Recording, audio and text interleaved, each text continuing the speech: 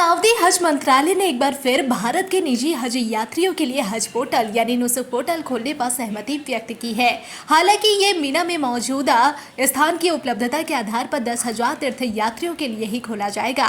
बता दें कि खबर आई थी कि सऊदी अरब ने भारत के निजी हज कोटे में 80% की कटौती की है, जिसके बाद पीडीपी नेता महबूबा मुफ्ती समेत कुछ नेताओं ने इसके खिलाफ आवाज उठाई और विदेश मंत्रालय से आग्रह किया कि वो इस मामले को सऊदी सरकार के सामने उठाए ताकि समस्या का समाधान निकल सके।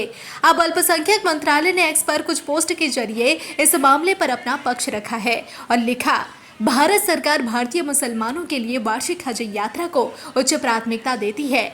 इसके प्रयासों के परिणाम स्वरूप भारत से जाने वाले हज यात्रियों की संख्या में इजाफा हुआ है। भारत से जाने वाले हज यात्रियों की संख्या 2014 में 1,36,020 थी, जो धीरे धीरे बढ़कर 2025 में 1,75,025 हो गई। ये कोटा हज के समय के करीब सऊदी अधिकारियों द्वारा दिया जाता है।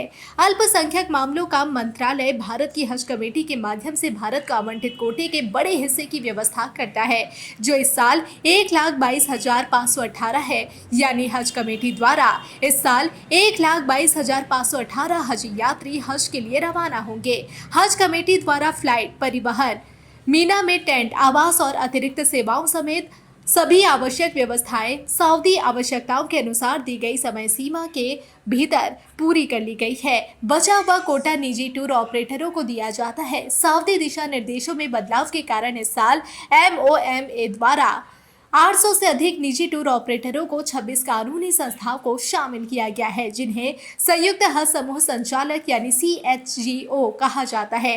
कानूनी चुनौतियों का समाधान करते हुए MOMA द्वारा 26 CHGO को हज कोटा का आवंटन काफी पहले ही कर दिया गया था।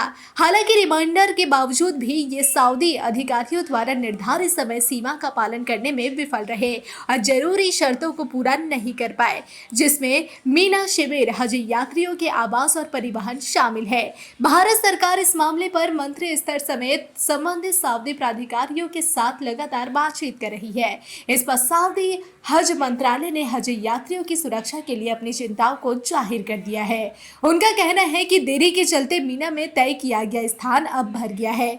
बता दें कि सख्त गर्मी में मीना में हज की एक खास रस्म अदा की जाती है। यहाँ सीमित स्थान होता है जो अब भर चुका है। सऊदी अधिकारियों ने आगे बताया कि वे इस साल किसी भी देश के लिए समय सीमा नहीं बढ़ा रहे हैं। हालांकि सरकार के हस्तक्षेप के कारण सऊदी हज मंत्रालय ने मीना में वर्तमान स्थान की उपलब्धता के आधार पर 10,000 तीर्थ यात्रियों के संबंध में अपना काम पूरा करने के लिए सभी CHGO के लिए हज पोर्टल यानी नुसुक पोर्टल को फिर से खोलने पर सहमति व्यक्त की है।